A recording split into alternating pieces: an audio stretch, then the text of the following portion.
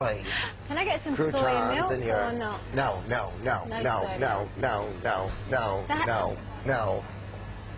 How come no? Just no. 30 days. Right. This is my favourite. Bye-bye. Maybe I'll say goodbye to donuts. I'd say goodbye to all of it. You could say goodbye to aisles 3 through 12. We've got 30 days. If this was a life plan, you know, I wouldn't freak out over the one biscuit. But she's giving me 30 days to change herself into a size 0. I need to freak out over the biscuit. On these minuscule rations, Louise must complete a commando-style workout every day. Barry sets a regime of a 3-mile run plus an hour of weights. Fight your ass. I hate exercising. I hate it. I just find it so boring. Now, can you sink down more? Because it's ass. Chest up. Straight spine. There you go. Sink down. Lower more. Below my hand. Yes! Good. Fine. 10 seconds. 9. Lower. 8. 7. 6. Good. 5. Stay with it. 4. 3. 2. 1. Yes. Big difference. Good. You know when it's a good time to keep your abs in? All the time. On the way up, push the butt forward. Yeah, and I'm killing your sex life for a good 4 days. Oh, great. Possibly 5. It's really easy for a guy with no family to say, you know, of course you can get up and come in here at 5 o'clock in the morning. You know, where does your day end and start? I mean, I'm not a bionic woman. I'll be checking on you all the time. But Louise is going to have to dig deep. The next day, she's up at the crack of dawn to do her workout. Then, it's straight off to present the clothes show.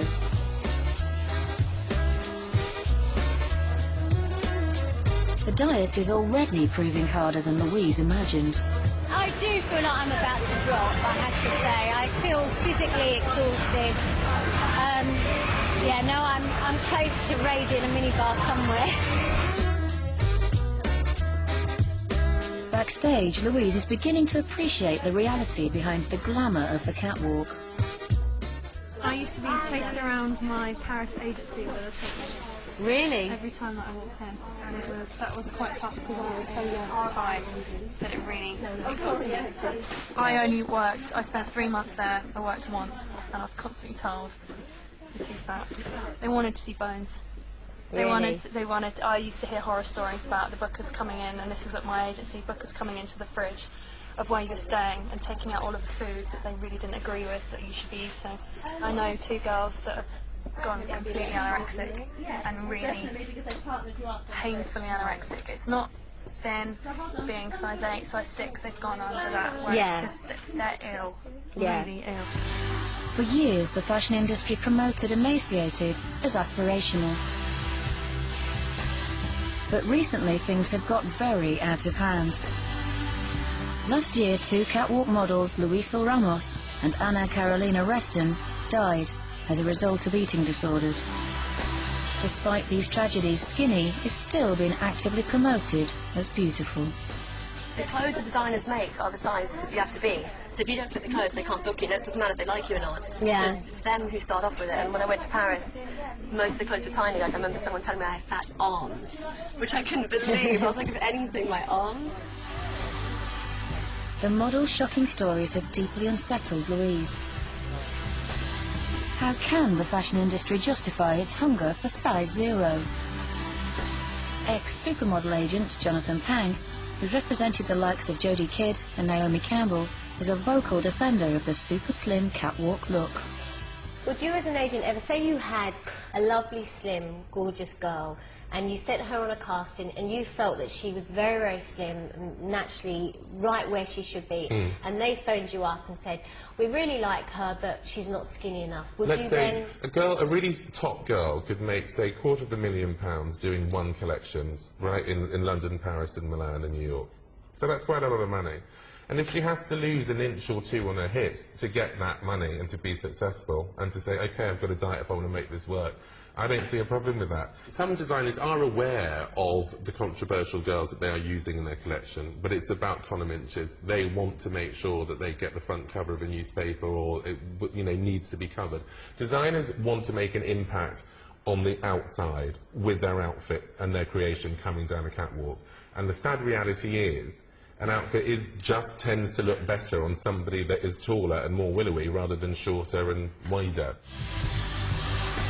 And if Louise is ever going to become willowy herself, she's got to find time to do more exercise. I've got to go to the gym. I only did an hour this morning, so I haven't quite finished what I've been set. And it's just mad. I just can't believe that I've got to go to the gym at 9:30. It's kind of a bit soul-destroying. You know, you think, God, how far do I have to go to lose a few pounds? And as the diet progresses into its 4th day, Louise is settling into a mind-numbing routine. It's worse at the end of the day, to be really honest, when it's about 7, 8 o'clock, and I feel really hungry by then. And I've just been going to bed really early. It's either that or eat. All of a sudden, having to have a bit of plain salad, I almost doesn't do anything for me at all. So I struggle. So the best thing I eat throughout the whole day is this. That single egg omelette has to fuel her through a full-on Barry workout. So I'm halfway through my 3 miles, and I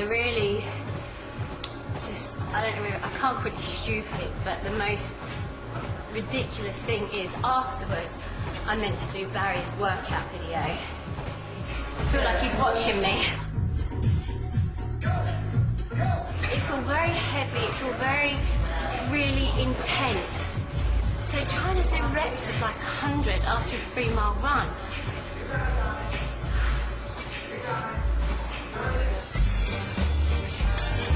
She struggles on, trying to cope with family life. I'm on my way to pick Charlie up. It means so much to me because anyone that's a working mum, you grab on to, you know, the hours that you get together. And I think that is most probably one of my biggest worries about following this diet, that I become a bit narky and just short-tempered with him because he doesn't know what's going on. There's no let-up, including even more exercise when Charlie wants to go out for a walk. Sit down. Lou will cope with whatever's thrown at her, but I think she's struggling. You know, being with her and being so close to her, I think that she's found it very hard, especially looking after a child, a 2-year-old that's very active, and you know, a husband and a family, and all the things it has to do, going to the gym all the time. I think that's been hard for her, especially in all hours of the day to work out, and on an empty stomach most of the time.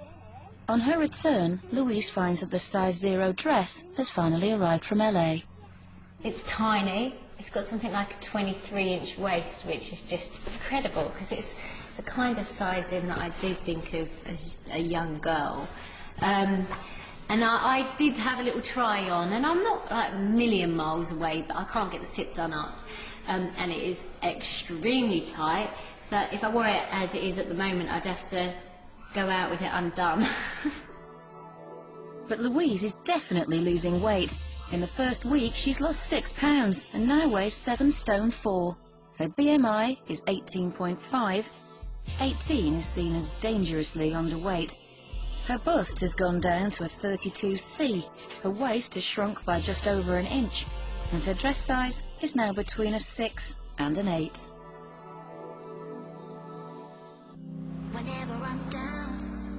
Louise has a meeting with her agent, who is becoming increasingly worried about her. But eating in restaurants has turned from a pleasure into a pain. I'm going to be a real nightmare. always a nightmare. I'm following a really ridiculous diet, so I wondered, on the blackboard there was fish and vegetables, could I just get... The cod, yeah? Yeah, the cod with steamed vegetables. I feel like I've got nothing to look forward to. I know that sounds really mad, but it's just boring. I'm just... Oh. Here we go. Lovely, thank you. There. Thank you very much. And the fish there with Lovely. steamed vegetables. Thank you very much. That's great. Thank Enjoy. you. Thanks. feel guilty eating This in front of you. I know, say shit. I suppose you're conscious of everything that every last thing that you're eating, everything that passes your lips.